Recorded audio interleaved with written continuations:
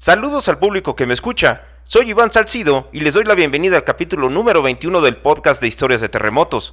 Para mí es un gusto estar con ustedes y antes que nada, quiero pedirles por favor que me regalen su like y me dejen su comentario.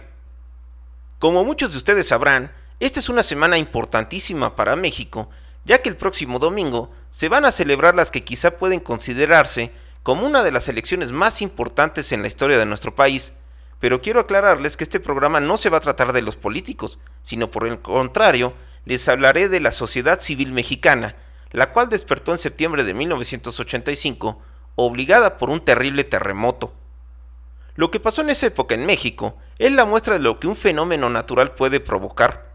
Tenemos que recordar que los temblores son quizá el evento más destructivo de la naturaleza, debido a que no avisa, ataca sin previo aviso y no da tiempo de resguardarse en un sitio seguro.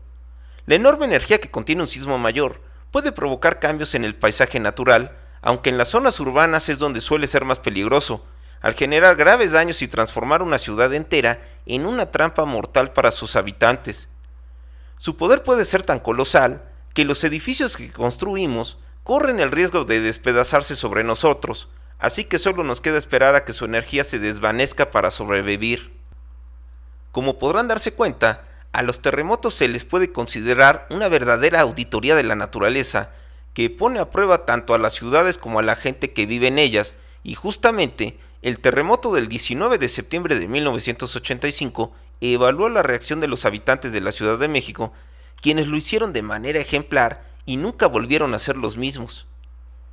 Para poder entender este cambio, debemos comprender cómo era el contexto en que vivía la población de la capital en esa época.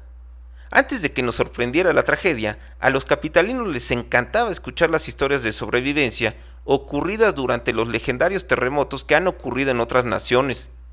El simple hecho de vivir en una zona sísmica activa hacía que se identificaran con esos sucesos. Realmente creo que existía un interés por conocer las anécdotas ocurridas durante los grandes cataclismos como el de San Francisco en 1906, el de Valdivia en 1960 o el de Alaska en 1964, por mencionar solo tres, de los cuales ya hemos platicado extensamente en este programa.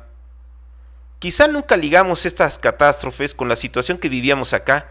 Es posible que algunas personas reflexionaran acerca de si corríamos el mismo peligro, aunque en realidad no nos sentíamos en riesgo, a pesar de que temblaba cada rato, ya que era común que los temblores terminaran sin causar daños, mientras que esas tragedias provocadas por terremotos ocurrían muy lejos de nuestro país y evidentemente no las alcanzábamos a comprender.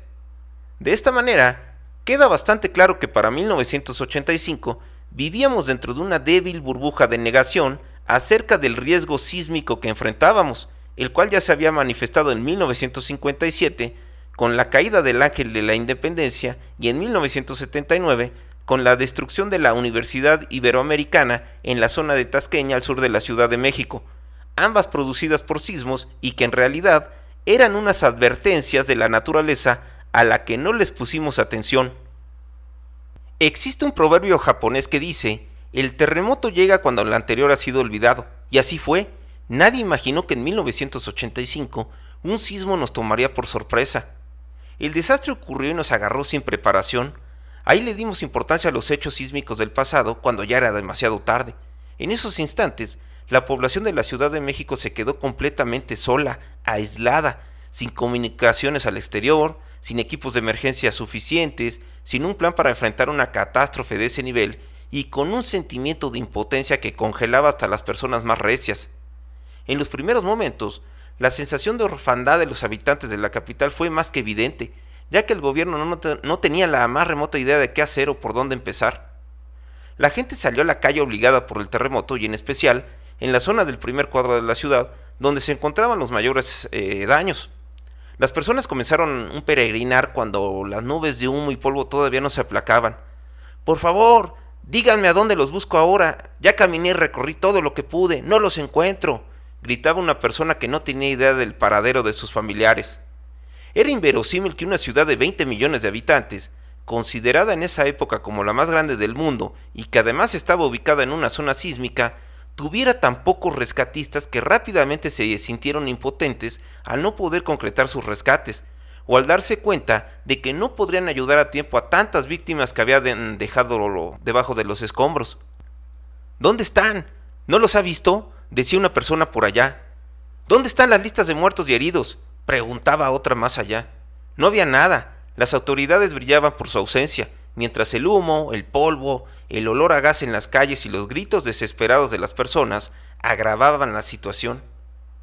En esos años, la gente estaba acostumbrada a que papá gobierno lo resolviera todo. Sin embargo, ante la pasividad e ineficacia de las autoridades, la gente común se dio cuenta de que ellos tendrían que enfrentar la situación para salir adelante de esa emergencia.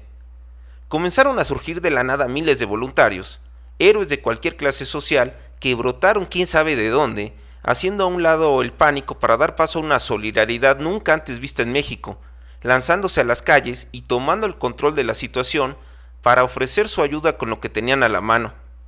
Mientras los minutos pasaban, las estaciones de radio dejaron por un tiempo de poner música para dar la noticia, uniéndose a la televisión estatal que ya estaba informando acerca de las consecuencias del terremoto, en instantes en que la televisión privada luchaba por regresar al aire. La información de la situación que vivía la Ciudad de México comenzó a ser difundida en la metrópoli, lo que provocó que más personas se unieran a la causa para organizarse en infinidad de tareas de igual importancia. Por un lado había voluntarios metiéndose en los huecos para buscar sobrevivientes, se organizaban las cadenas humanas para remover escombros o para pasar cubetas con agua de mano en mano para apagar los incendios. Las personas improvisaron camillas, algunos abrieron sus negocios y donaron medicinas y herramientas, otros usaron sus propios vehículos como ambulancias y los niños de la calle se encargaron de dirigir el tráfico. En las casas, las madres y sus familias comenzaron a hacer tapabocas, tortas y sándwiches para llevarlos con los improvisados rescatistas. Decenas de voluntarios comenzaron a hacer listas de heridos y fallecidos para pegarlas afuera de los sitios colapsados. Los ciudadanos fueron entonces reforzados por el Cuerpo de Bomberos, la Cruz Roja Mexicana y el Escuadrón de Rescate y Urgencias Médicas ERUM, pero de inmediato se comprobó que eran insuficientes, así que grupos civiles como los Scouts, las brigadas universitarias y grupos de trabajadores de empresas como Petróleos Mexicanos, los electricistas, la Ruta 100, los empleados del metro o de distintas empresas constructoras, se unieron a la causa para apoyar a los ciudadanos. Mientras tanto, el gobierno no reaccionaba, pero se sorprendía de la capacidad de organización de la gente, situación que sin duda alguna les preocupó, ya que en una de esas podían perder el poder, así que empezó a usar a los medios de comunicación para mandarla a su casa, además de que sacó el ejército a las calles, pero no para apoyarla, sino para acordonar las zonas siniestradas y sacar a los voluntarios y correrlos de los derrumbes con rifle en mano, en lugar de traer una pala o un pico. Este fue justamente el momento en que inició el rompimiento del pueblo con su gobierno. Ahí se dio el despertar de la sociedad civil. Conforme fue transcurriendo el Jueves Negro, el olor a muerte y las desgarradoras escenas que ya transmitía la televisión privada acrecentaron las ganas de ayudar de las personas. En los derrumbes, los voluntarios que ya llevaban horas sobre las montañas de escombros sin dormir ni comer, fueron sustituidos por otros voluntarios que esperaban su turno para entrar en acción. La tarde comenzó a caer y la ciudad era un caos. Al ejército no le quedó de otra más que sumarse a lo que la ciudadanía había iniciado desde que terminó el terremoto, por lo que recibió la orden de encargarse de la seguridad y evitar la rapiña, pero en realidad también estaba en alerta por si la gente decidía sacar a las autoridades del Palacio Nacional. La verdad es que en la visión de los voluntarios, el ejército solo llegó para entorpecer las labores, a estorbar, a agredirlos y a robar. Por la noche, los capitalinos esperaron a que el presidente Miguel de la Madrid diera un mensaje a la nación y así lo hizo, pero no se animó a salir a cuadro.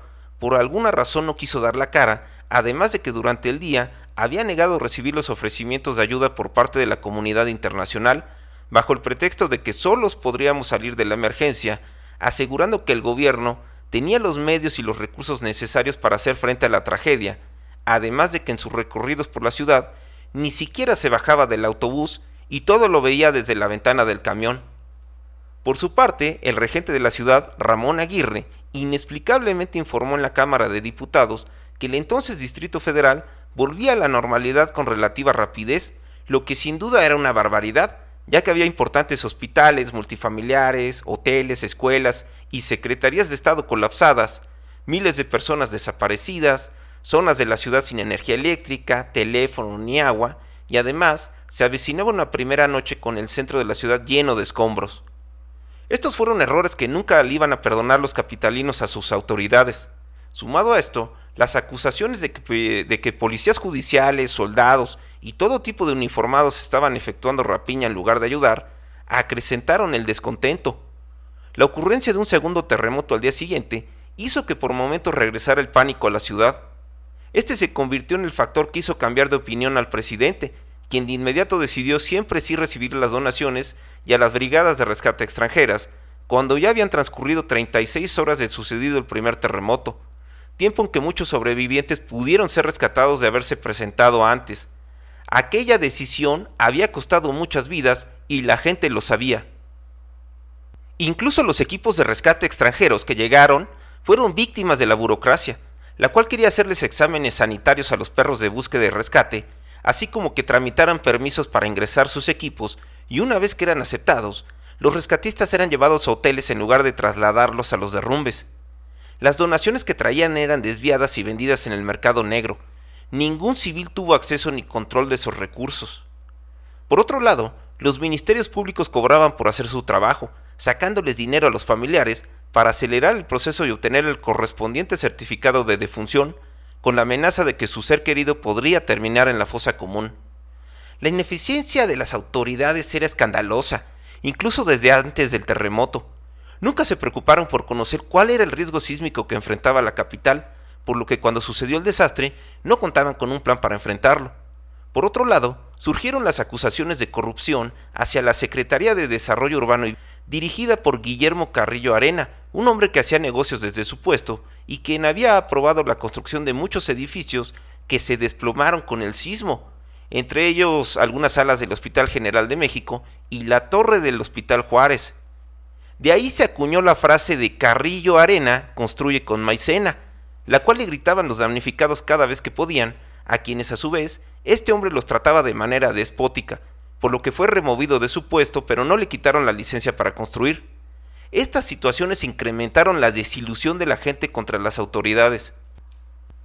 La situación de emergencia que vivía la capital se convirtió en el parteaguas que dio inicio a la sociedad civil en México. Creo que en este punto es importante aclarar el significado de sociedad civil. A este concepto se entiende en las ciencias políticas como la diversidad de personas con categoría de ciudadanos que actúan generalmente de manera colectiva en la toma de decisiones en el ámbito público que conciernen a los ciudadanos, afuera de las estructuras gubernamentales, pero dentro de grupos y asociaciones sociales que se desempeñan en el espacio existente entre los poderes públicos y la ciudadanía. Las personas comunes fuera del gobierno se empezaron a informar, a concientizar, a organizarse, a movilizarse y a hacerse oír a través de comités de defensa popular, organismos de derechos humanos, frentes de resistencia civil y decenas más que empezaron a mediar con el gobierno que por décadas se había mantenido como el todopoderoso, el amo y señor del quehacer nacional. El desastre del 85 le enseñó a la sociedad civil mexicana que se podía organizar de mejor manera que las instituciones creadas para gobernar. Se aprendió que si ese esfuerzo civil dejara de lado sus diferencias y se concentraba en un mismo objetivo, se podrían atacar muchos de los problemas que el gobierno no atendía o no quería atender. La gente común se empoderó cuando en una época en que la palabra del presidente en turno era ley, así que desde entonces las personas ejercieron presión y se sentaron a negociar con el gobierno. Ahí se acabó la sumisión y la sociedad civil comenzó a lograr sus propias victorias.